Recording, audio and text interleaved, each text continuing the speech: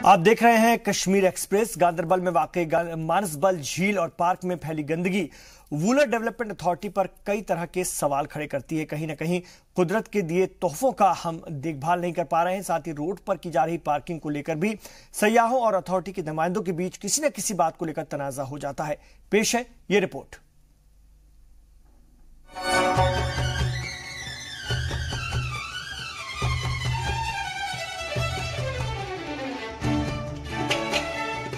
कुदरत ने कश्मीर को इतनी खूबसूरती दी कि इसे जन्नत कहा जाने लगा।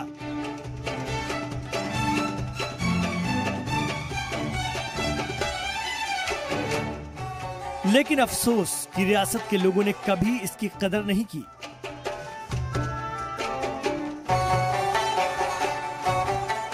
मनमाने तरीके से झीलों को पाट कर बस्तियां और बाजार बनाए गए। झीलों के रास्तों को रोककर रोड बना ली गई।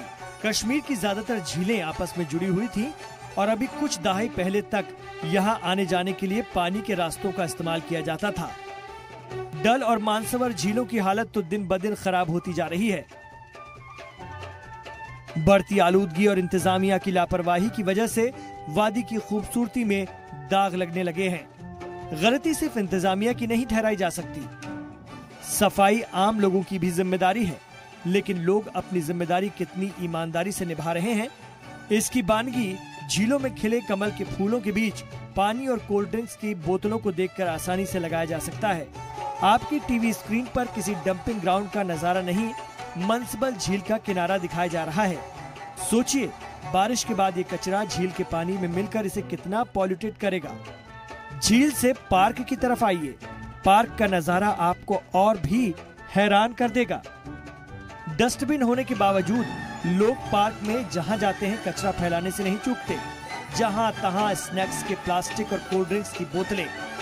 सवाल तो मानसबल डेवलपमेंट अथॉरिटी से भी बनता है कि वो पार्क की देखभाल क्यों नहीं कर पा रही है।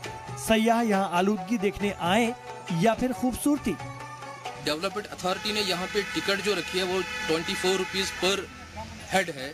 तो हम जैसे ही एंटर हुए पार्क में, लेकिन हमारा दिल बहुत रंज हुआ ये देख के कि यहाँ कोई यहाँ की घास अगर आप देखेंगे, मुझे लगता है यहाँ कभी इसमें कटाई भी नहीं हुई है, जिसकी वजह से हमें यहाँ बहुत दिल तंग हो गया यहाँ एंटर होते ही। थोड़ा और प्रमोट करने की ज़रूरत है, लोगों को पता नहीं होता है इस जगह के बारे में। हम वालर साहब के साथ आए हैं, ये लोकल है तो इन्होंने हमें बताया, हमें आइडिया भी नहीं था कि ऐसी जगह है। हम आखिरी दफ़े श्रीनगर आए थे तो हमें डल लेक ही समझ में आया, वही हमें दिखाया गया।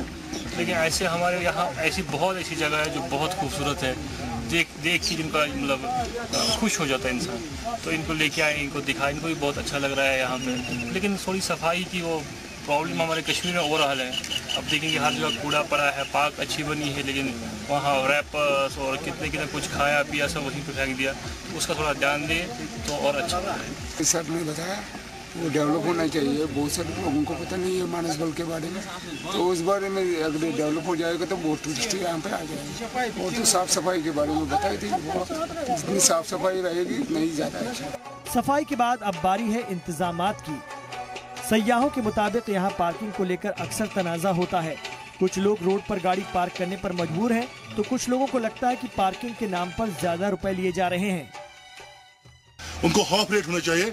यहाँ पर एक गंडा राज है, ये बोलते हैं हम यही के हैं, आप क्या करो क्या करना है, हम यही के हैं, हम यहाँ के रहने वाले, हम नहीं छोड़ेंगे।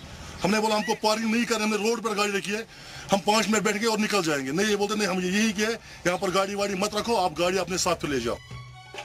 पार्क के बाहर रोड पर यहाँ वहाँ खड़ी गाड़ियों को देखने के बाद जब हम पार्किंग वाले मकाम तक पहुँचे तो वहाँ एक भी गाड़ी पार्क नहीं की गई थी। अब सवाल यह है कि गाड़ी पार्किंग की जगह मुहैया कराए जाने के बाद भी लोग क्यों रोड पर गाड़ी पार्क करते हैं। इस बारे में आम लोग इंतजामिया को जिम्मेदार ठहरा रहे हैं, तो इंतजामिया कहती है कि लोग खुद ब खुद रोड पर गाड़ी पार्क करते हैं। ये जो कंट्रैक्टर की बात है, ये मेरे सीओ साहब को बता दिया, मैंने उसको बता दिया कि कंट्रैक्टर को बुला लें कि वो सड़क पर ही वो जो स्लिप है वो न काटे, वो उधर उनको बता दें कि वो प्रॉपर स्लॉट में रखें, तब जाके उनको जो परमिशन स्लिप काटनी है वो बाद में काटे, ताकि उससे भी एक प्रभाव पड़ेगा, लोग सड़कों पर पार्किंग नहीं करेंगे। हालांकि एडीडीसी साहब ये भी कह रहे हैं कि उनकी जानकारी में मामले आ गए हैं अब मनसबल को साफ सुथरा करवा दिया जाएगा और सारी परेशानियां भी दूर कर दी जाएंगी। मैंने सीओ साहब से बात की है। He will contact the local SHO and get some police assistance ताकि उसको इन्फोर्स किया जाए। जो लोग हैं उनको भी ये रिक्वेस्ट है कि वो सड़क पर न रखें, जो ऑलरेडी डेजिग्नेटेड स्लॉट है वहाँ पर रखें, तो उससे जो आवाजाही जो है उसमें दिक्कत आती है। जो लोग उधर सैलानी आते हैं उनको बड़ी तकलीफ होती है। तो इसमें अब हम इन्फोर्स करने के लिए हमें अब थोड़ा बहुत इसमें और मुतरिक होना पड़ेगा। मेंटेनेंस के नाम पर ली जा रही रकम का इस्तेमाल अगर ईमानदारी से किया जाए तो झील को और खूबसूरत बनाया जा सकता है। दूसरी जानिब लोगों को भी अपनी जिम्मेदारी समझनी होगी। गांदरबल से वकार मंजूर की रिपोर्ट, जी सलाम।